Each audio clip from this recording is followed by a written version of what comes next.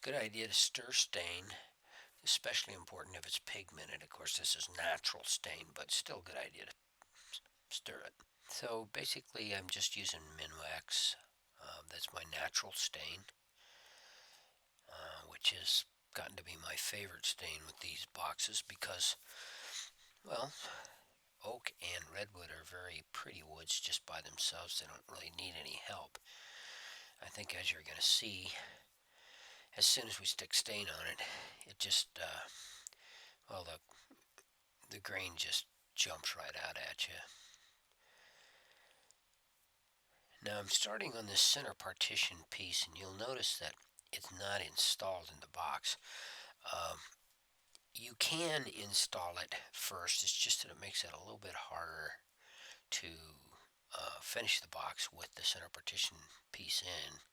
You got to kind of get your hand in a really tight space. Now, those of you that have ordered an unfinished box will unfortunately have to do that. It's not really that big a deal, but um, yeah, it's a little easier to do it out of the box, which is why when I finish a box, I tend to leave the center partition out. Now, I thought I'd zoom in here so you can see all those little pores and little holes and things that I'm trying to get the stain to soak down inside. And of course, ingrain, ingrain, E-N-D. I'm really sorry, my allergies are really acting up with me, and I'm totally stuffed up, so I probably sound really weird, but I just can't wait any longer. I have to get this video taken care of. Things always happen in due time and never as good as you want them to be, and never as fast as you want it done, but anyway, we'll just get something done and up on the website, and theoretically it'll be enough to help you progress through the process. Now notice I'm hitting the holes on the brad nails. I want the stain to soak in everywhere there's a hole, all the end grain, any place I've made a cut. That's where the wood is most susceptible.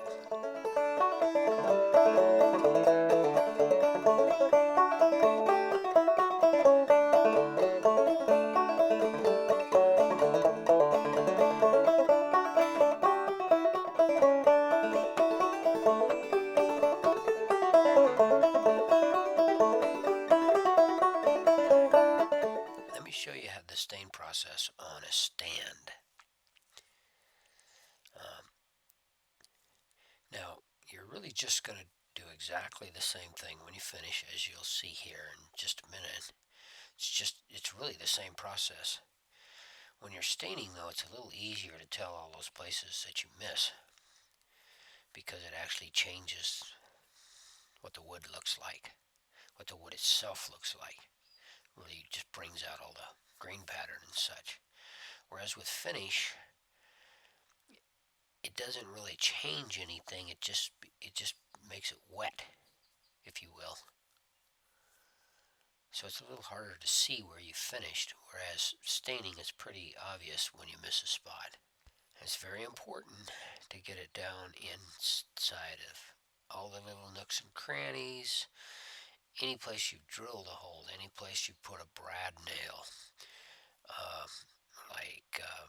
and all that end grain, and any joint that there might be where two pieces of wood join, because if you didn't quite get enough glue in there, that then becomes a susceptible place for water intrusion. And you see right there, I'm hitting all the little brad nails. And if there's any kind of imperfection in the wood, which occasionally happens, where you might have a little bit of a knot or where it's been patched, we don't always get a say in that with these things. You'll buy a piece of this stuff and take it home and find that there's a little patch in the veneer, and it's just the way it is. That's life in the real world. So yeah, we have to work around these things, but it's really not a problem if you finish it correctly.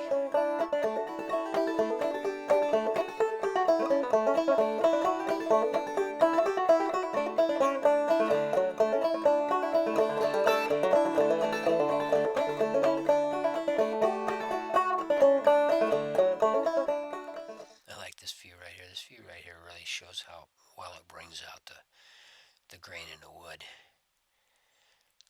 Both of them really, both the redwood and the plywood really take on a lot more personality the instant you stain it.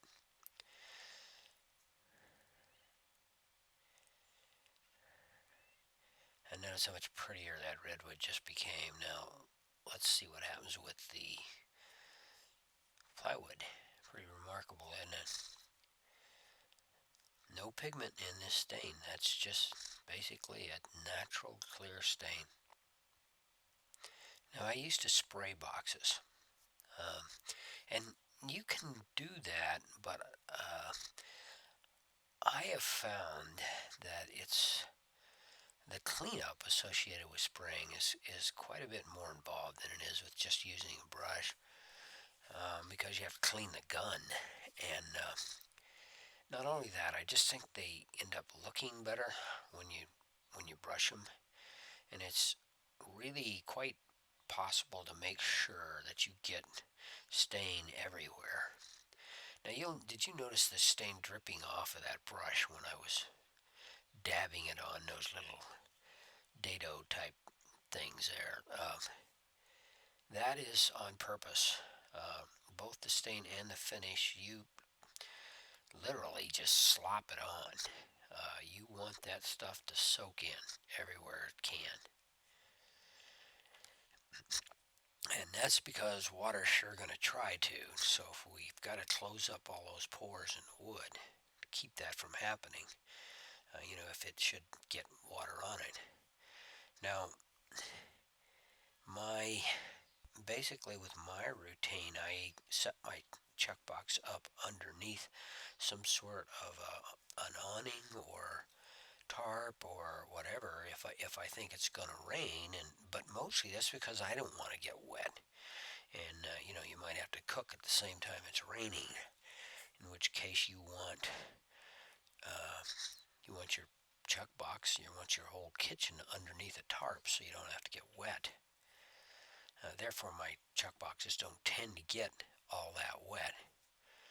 Occasionally, I'll go out and not take a tarp with me, set up, and a box will end up taking some rain just to get one of those quick storms that pop up. But it's never a problem. If you finish it correctly, you just wipe the water off. That's really all you have to do, and it's taken care of. Now, I don't think I'd do that regularly, and you certainly wouldn't want the box standing in water, because that is wood glue that it's held together with, and wood glue is water soluble. One of the things that I like to do with boxes is stick glue on the ends of the legs. Well, there's actually two things I do. The first thing I do is put a 45-degree angle on them. You can do it with just a sanding block. Put a slight 45-degree angle on all the way around each leg, and then put some glue on that leg, on that end. And that then tends to hold the fibers of the wood together. If you set it down kind of hard on a rock or something, the 45-degree angle will sort of slip it one direction or another, and the glue keeps it from chipping a piece of the leg away. Now, if you want a little more protection than that, you can put what I call uh, gorilla boots on the ends of your legs. And what that is gorilla glue that you have smeared on the ends of the legs, and you can even go up the leg about that 4 inches where the braces are and all that if you wanted to. Uh, that then makes that part of the leg practically bulletproof. You can get it wet.